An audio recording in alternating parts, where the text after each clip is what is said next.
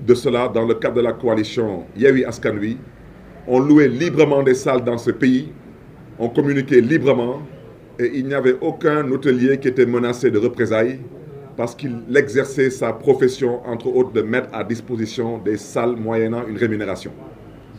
Et j'espère que cela prendra bientôt fin parce que nous sommes dans une république, dans un État, dans une nation qui est dirigée par l'excellence, le président Faye. Je voudrais à ce titre dire que notre démocratie traverse une période de trouble, où les principes fondamentaux de l'état de droit sont mis en mal. À ce titre, je souhaiterais mettre l'accent sur 2 points. Le premier point concerne ma révocation politique, qui est illégale et arbitraire. Au-delà de ma modeste personne, au-delà de mon mandat, je souhaiterais dire qu'aujourd'hui, je lève la voix pour dénoncer la confiscation du vote populaire du peuple de Dakar. Dire aujourd'hui qu'il y a plus de 500 collectivités territoriales au Sénégal. Il y a plus de 500 maires au Sénégal.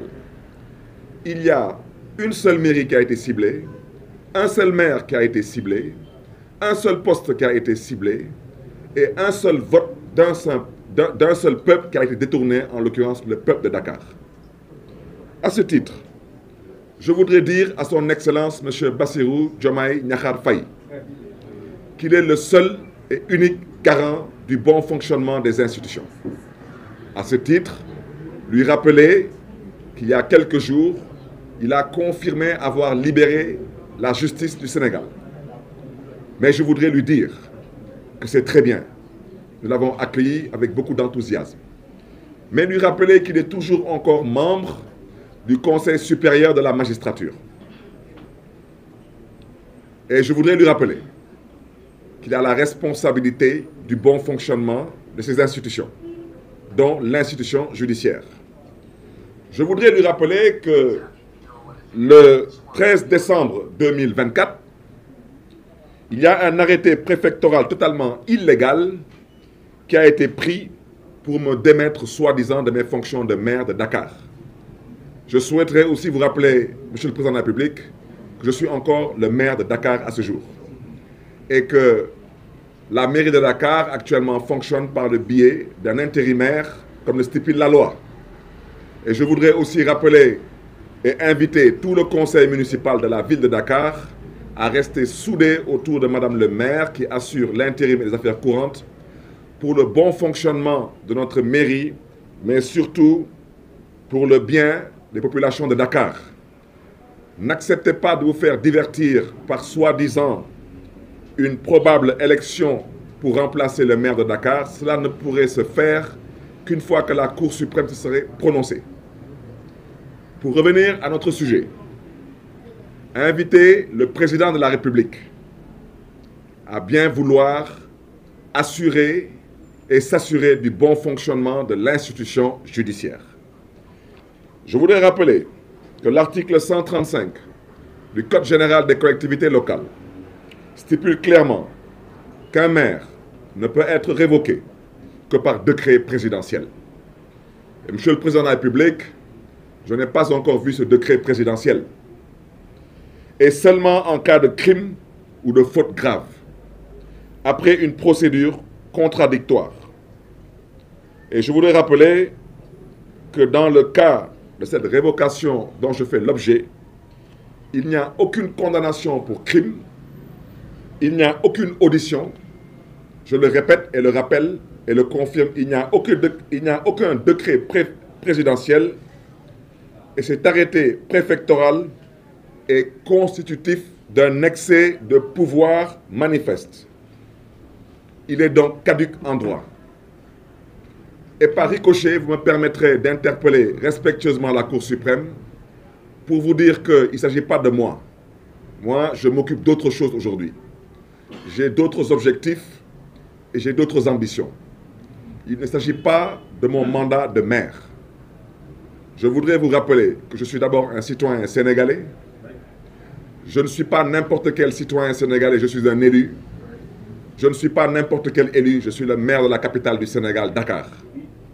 Et je voudrais vous rappeler que Dakar est la seule ville du Sénégal citée dans la Constitution du Sénégal. Je voudrais vous rappeler que vous tous, autant que vous êtes, vous vous réveillez à Dakar, vous habitez à Dakar, et Dakar est le siège de la Cour suprême du Sénégal. Dakar ne peut pas être la seule ville du Sénégal aujourd'hui qui ne dispose pas d'un maire élu au suffrage direct. C'est anormal, c'est illégal et c'est manifestement antidémocratique. Je ne reviendrai pas sur ceux qui ont braqué la mairie de Dakar. Ceux qui me connaissent savent que je ne parle pas en l'air. Je ne menace pas. Je le dis et je le répète avec force. Et je prends tout le peuple sénégalais à témoin. Ceux qui ont commis ce crime contre le peuple de Dakar, ceux qui ont braqué la mairie de Dakar, ceux qui ont détourné le vote de Dakar seront punis. Ça, je vous le promets. Ça prendra le temps que ça prendra, ils seront punis. Quel que soit leur grade, leur titre, leur rang et tout protocole observé. Le Sénégal est une république et à ce titre, on doit apprendre à se respecter.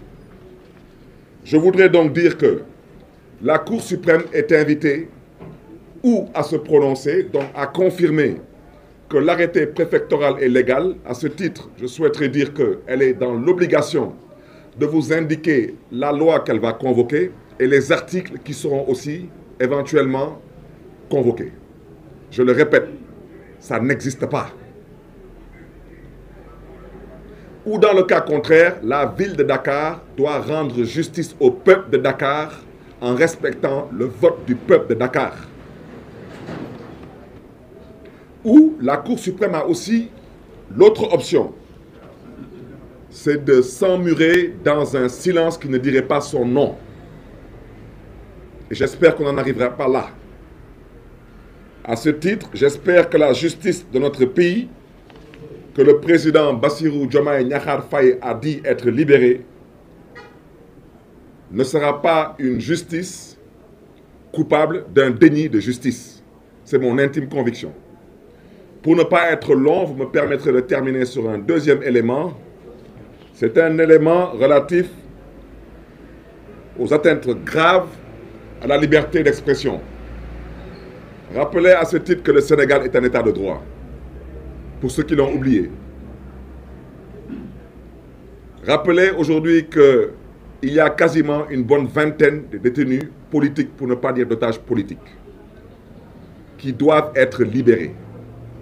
Et dans les jours à venir, nous travaillerons à cela parce que je reste convaincu qu'il y a une nécessité de mettre en place une vaste coalition d'acteurs politiques, de la société civile, et je rappelle que cette société civile n'est pas constituée de fumier, et surtout d'activistes et de lanceurs d'alerte.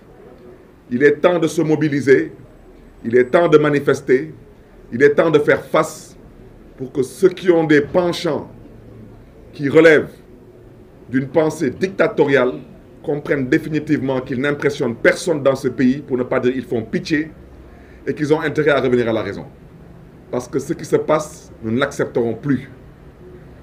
Mes pensées vont vers mon frère Assane Diouf, vers Abdou Nguer, vers Badara Gadiaga, vers Moustapha Diakhaté, vers Ablaye Ndiaye, entre autres.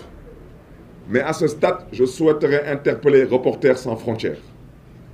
Monsieur Bachir Fofana est un éminent journaliste qui n'a fait que faire son travail comme tous les journalistes à travers le monde le font tous les jours. C'est d'informer juste et vrai. Et éventuellement, de nous faire part de sa pensée. Et voici les raisons pour lesquelles M. Bachir Fofana se trouve actuellement en prison. À travers M. Bachir Fofana, on cherche à museler une presse libre et indépendante.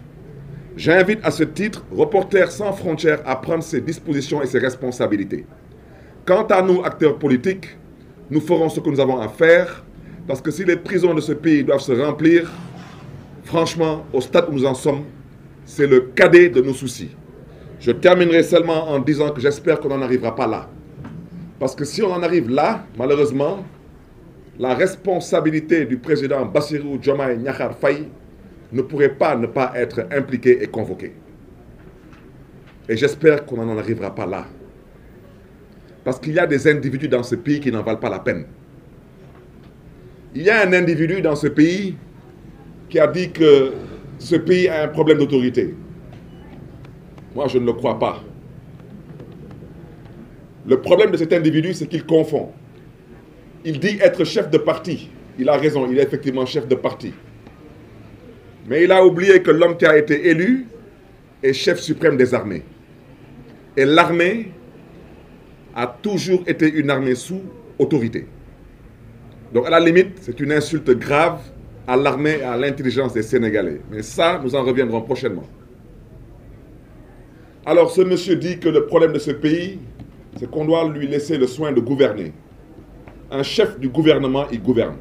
C'est que comme il ne comprend pas le français, il a voulu vous dire qu'il avait souhaité qu'on lui laisse le soin de présider. Mais un président, c'est fait pour présider, mais un président, il est élu. Et lui, il est nommé. Donc je vous remercie une fois de plus pour votre aimable attention, en vous souhaitant une excellente fin de journée et une très bonne continuation. Merci à vous. Merci.